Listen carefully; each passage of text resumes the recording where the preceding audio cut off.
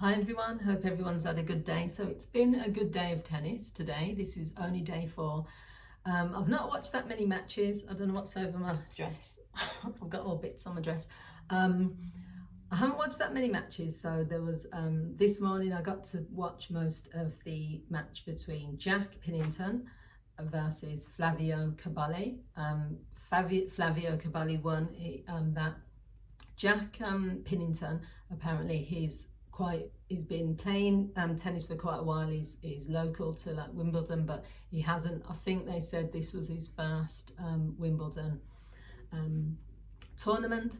It was okay, you know, there's nothing like fascinating about the match, but I got to watch the whole match because I wasn't working at that time. Then later on in the afternoon, I got to watch half of Mira Andreeva versus Lucia Bronzetti. That was a really interesting match. From what I saw, they switched over then halfway through to the to BBC Two, I think, or BBC One. So, but from what I was watching, I've only seen Mira Andreeva, I can't pronounce some of these names, a few times play tennis, but she came out swinging. That was a really good match. As I said, I'm not going to review every single match. I'm just going to focus on the main match of the day. So the two, Rybakina, again, don't like crucify me for these pronunciations. She was playing against Sakari. I got to watch part of that, but not most because I was working as well with that. And then Iga Swiatek, she was playing against McNally. What I like about Iga Swiatek is that she is one of those players that's really emotional, really passionate, but she just gets, again with Eastern European, they just get up down to business. She does show a bit more emotion than like some of the other players, but I like her style. She's a very powerful player. Now I don't know where she's gonna end up at Wimbledon. Apparently she's never been in the semi-final. It's all over the place at the minute. There's been 19 seeded players that have gone out. And what I want to talk about and focus on is I couldn't have just one match of the day. I had to focus on 2 today because 2 of my favourite players have played, and it's been a bit of an up and down day because Jack Draper, he's just gone out. Literally that match has only just finished. He was one of my favourite. I felt a bit sad. I know the crowd did because at the end they were kind of like a bit somber. I think I feel sad because he's number 4 player in the world. He's worked his way up to that. He's British number 1. He's a really enigmatic, he's good looking as well. That doesn't help. Obviously, he's a model, but he's not like someone that is very humble. And I just think he's a good player. He gave it a good go. He gave it everything he could, but he was playing against, a retro player. I'll say retro. Marin Cilic. Even for me, like I've heard that name. I've been following tennis for like years. And it was kind of like the minute they mentioned him, it was like, because he's had injuries and he's been around and back and forth playing tennis. But when you're up against someone who just knows what they're doing, someone who it doesn't matter if they've had injuries or been out of the game, I knew it was going to be a tough win for Jack. To be fair, he had opportunities where he could have won. The match lasted 2 hours, 28 minutes. Parts of it reminded me of the old like Andy Murray battles. I mean, no one can like compete with that because I remember I used to sit there for like 3 hours, 4 hours watching Andy Murray play. I wouldn't eat, I wouldn't go to the toilet, I wouldn't do anything. He was just, a warrior, he was a battler. But I think Jack Draper, I think there was too many nerves. There was times where like he just was doubting himself, you could see it.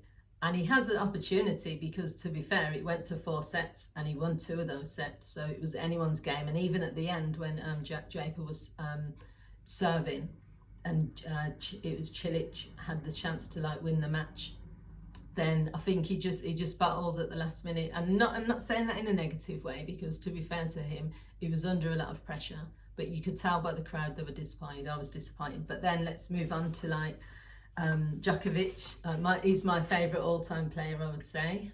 Him and Andy Murray, I'd put them equal as my favourite tennis players. Then like Boris Becker, back in the day, I used to like him, Andre Agassi. But I think Djokovic is like, his games are not interesting, right?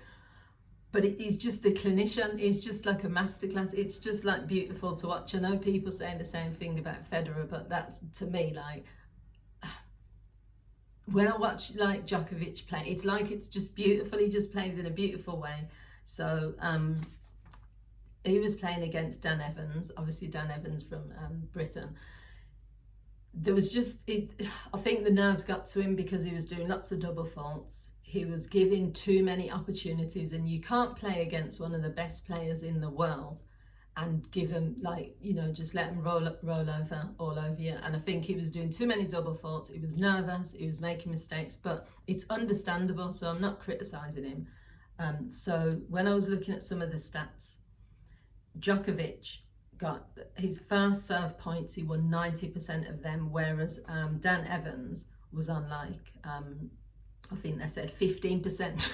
Now, if you're looking at a stat like that, if someone's only getting 15% of they're only winning 15% of their like serves from the other second serves, and the other person is winning like 90%, and then that increased in set two, Djokovic was winning 100% of his first serve points, so he's like 100%. You can't like beat 100%. Whereas Dan Evans, I think he was down to, I think it said something like, I think it said 23%. I can't remember. I didn't take that stat down.